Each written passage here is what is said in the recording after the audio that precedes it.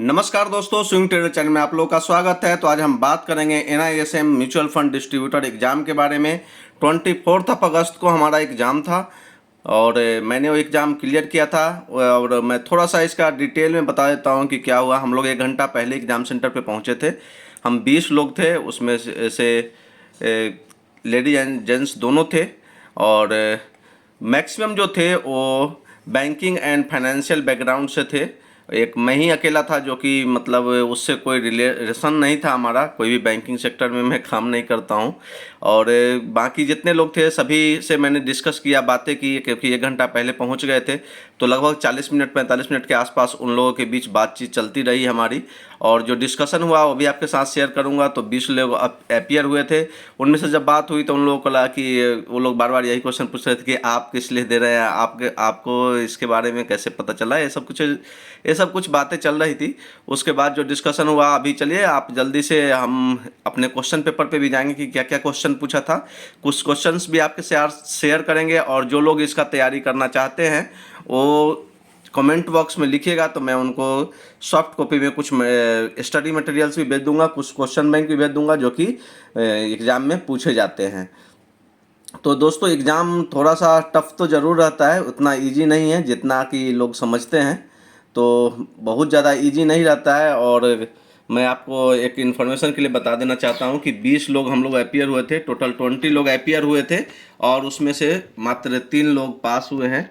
और हम 3 ही थे जो पास हो पाए। बाकी लोग जो मिनिमम था स्कोर वो 47 स्कोर की थी। एक मैडम थी जो बैंकिंग सेक्टर में काम करती थी बैंक के साथ, और बाकी लोग का और भी ज़्यादा कम था। तो मैडम थी जो सबसे कम नंबर से फेल हुई थी, वो मात्र 3 नंबर के कारण फेल हो गई थी। तो चलिए दोस्तों, हम ज़्यादा कुछ फिर उनके साथ भी काफ़ी अपना कॉन्टैक्ट नंबर वगैरह शेयर किया हम लोगों ने। और कुछ लोगों के साथ मैंने अपना जो स्टडी मटेरियल सॉफ्ट कॉपी में हमारे पास पड़े हुए थे वो उनको शेयर किया। काफ़ी अच्छा लगा उन लोगों के साथ मिल करके और एक नई चीज़ सीखने को मिली है। और अभी सर्टिफिकेट आया नहीं है, वो भी जल्द ही आ जाएगा। अभी 1 वीक लगता है सर्टिफिकेट आने में। तो NISM का एग्ज़ाम था और अभी मैं आपको थोड़ा सा कुछ क्वेश्चंस बता देता हूँ जो कि एग्ज़ाम में पूछे गए थे। हमारा क्वेश्चन बैंक था और क्वेश्चन बैंक में से कुछ एग्ज़ाम में जो पूछे गए थे वो बता देता हूँ। तो चलिए अब हम क्वेश्चन पेपर का थोड़ा सा डिस्कस करते हैं कि कैसा क्वेश्चन रहता है। तो दोस्तों यहाँ पे जो क्वेश्चन आपको दिख रहा है, इतना इजी क्वेश्चन वहाँ रहता नहीं है। जैसे कुछ क्वेश्चन तो इजी रहते हैं लेकिन कुछ क्वेश्चन बहुत ही डिफ़िकल्ट रहते हैं। उनका ऑप्शन इतना क्लोज दिया जाता है कि आप छोटा सा भी अगर मिस्टेक करेंगे क्वेश्चन को पढ़ने में तो आप गलत करके आ जाएंगे।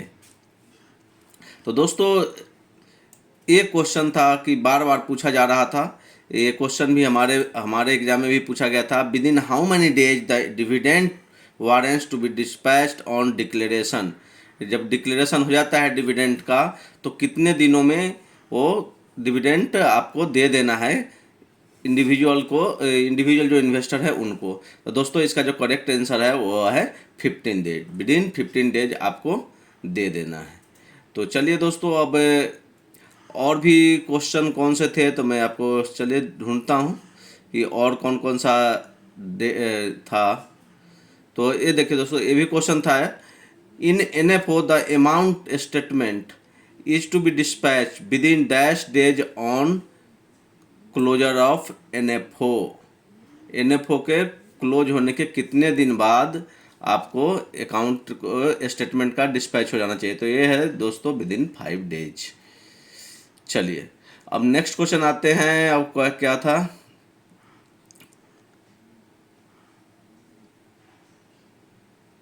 ये क्वेश्चन था। चलिए नेक्स्ट क्वेश्चन आते हैं। ये भी क्वेश्चन नहीं था। नेक्स्ट,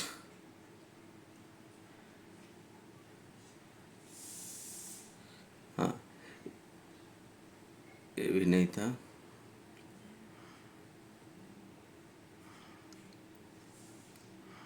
हाँ ये था, which of the following is a financial asset. Financial asset कौन सा है।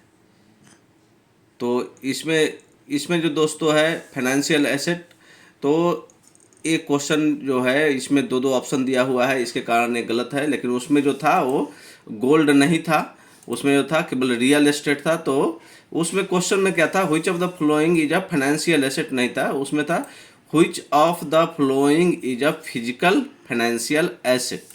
फिजिकल फाइनेंशियल एसेट कौन सा है, तो उसका जो सही आंसर था वो था रियल एस्टेट। थोड़ा सा चेंज था इस क्वेश्चन में, which of the following is a physical financial asset. तो उसका जो आंसर था करेक्ट वो था रियल एस्टेट। तो यहाँ पे थोड़ी सी चेंजेस थी।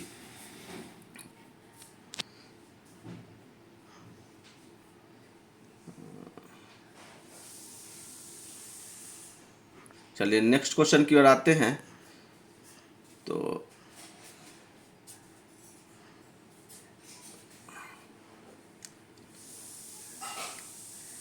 हाँ, ये क्वेश्चन था दोस्तों, KIM document is a summary of, यहाँ पे क्या है, KIM document is a summary of SID and SAI। इसका आंसर होगा दोनों SID एंड SAI। लेकिन क्वेश्चन जो पूछा था वहां पे वो ये क्वेश्चन पूछा था कि कीम इज पब्लिश्ड, कीम पब्लिश्ड होता है कितने दिनों में, तो 1 मंथ में, ईयरली, क्वार्टरली, ऐसे ऑप्शन था।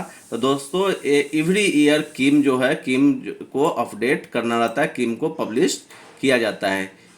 की इंफॉर्मेशन मेमोरेंडम होता है इसका फुल फॉर्म कीम का, की इंफॉर्मेशन मेमोरेंडम। और SID एंड SAI दोनों को मिलाकर के बना होता है, दोनों को जोड़ करके जब हम बनाते हैं तो उसे कीम बोलते हैं, और ये ईयरली अपडेट होता है। तो ये क्वेश्चन था दोस्तों। उसके बाद जो क्वेश्चन था वो चलिए आपके साथ शेयर करते हैं।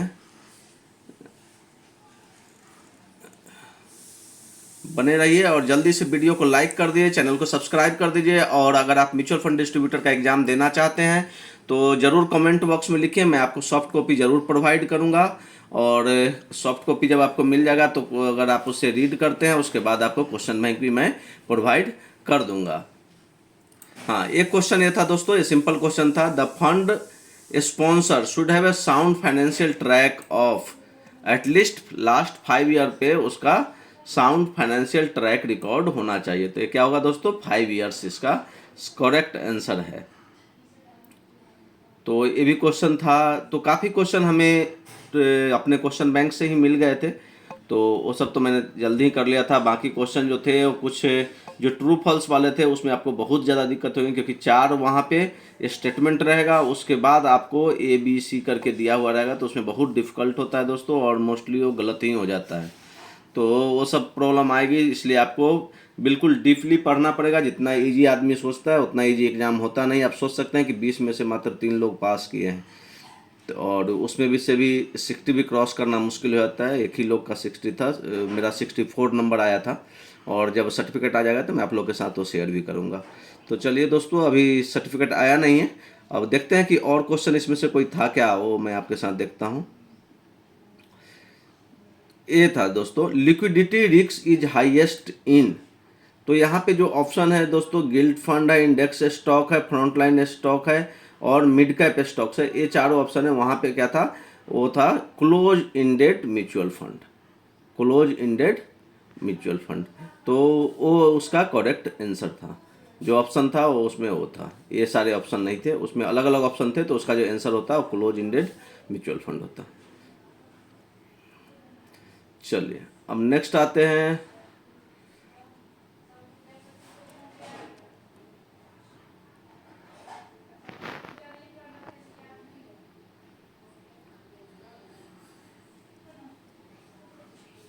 चलिए अब नेक्स्ट क्वेश्चन, इसमें से कुछ था नहीं, देखता हूँ, ये भी क्वेश्चन नहीं था।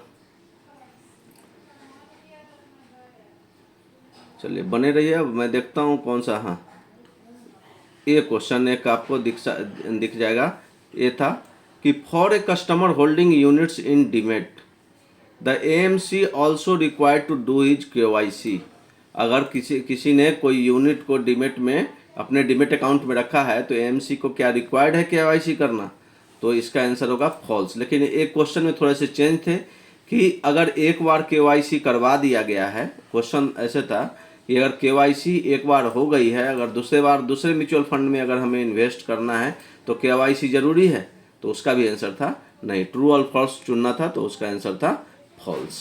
तो ये सब सारे क्वेश्चन थे दोस्तों, और आप लोग अपने फ्रेंड के साथ भी ये वीडियो शेयर कीजिएगा, और कोई भी अगर हमारे फ्रेंड सर्किल में और हमारे जो व्यूअर हैं, सब्सक्राइबर हैं, उनको किसी भी फ्रेंड को अगर म्यूचुअल फंड डिस्ट्रीब्यूटर का एग्ज़ाम देना है तो ज़रूर कमेंट बॉक्स में लिखिएगा, और हमसे जितना ज़्यादा हेल्प होगा मैं ज़रूर करूँगा। और ये सब फ्री ऑफ कॉस्ट है, आपको इसके लिए कोई भी पैसे देने की ज़रूरत नहीं है। हम फ्री में आपको ये सारा कुछ देंगे, क्योंकि आप हमारे वीडियो को देखते हैं और लाइक करते हैं, सब्सक्राइब करते हैं। तो चलिए, इतना तो हम बनता है कि जो चीज़ हमारे पास फ्री में अवेलेबल है वो मैं आपको फ्री ऑफ कॉस्ट जो हमारे पास अवेलेबल है वो सब मैं आपको उपलब्ध करा देता हूं। दोस्तों, इस एग्ज़ाम के बारे में एक और बात करें तो हमें एक चीज़ और देखने को मिली कि इसमें नेगेटिव मार्किंग नहीं है।